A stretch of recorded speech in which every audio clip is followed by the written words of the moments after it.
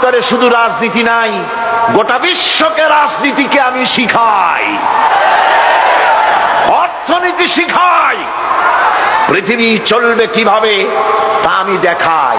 এই জন্য এই কোরআনের আসল মুফাসসির তো আমি নই, কোরআনের আসল মুফাসসির তো মাওলানা সিফাতুল্লাহ সাহেব নন, এর মুফাসসির তো মাওলানা আবুল কালাম আজাদ সাহেব নন, এর আসল মুফাসসির তো মাওলানা কামাল উদ্দিন জাফরি সাহেব নন।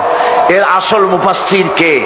কোরআনের আসল মুফাসসির, জেনুইন অথেন্টিক ইন্টারপ্রেটার, আল্লাহর পক্ষ থেকে নিয়োগ প্রাপ্ত মূল মুফাসসির যিনি, মূল তরজমানুল কোরআন, কোরআনের ভাষ্যকার যিনি, তিনি হচ্ছেন সর্বকালের সর্বযুগের সর্বশ্রেষ্ঠ মহামানব বিশ্বনবী জনাবে মুহাম্মদ রাসূলুল্লাহ সাল্লাল্লাহু আলাইহি ওয়াসাল্লাম।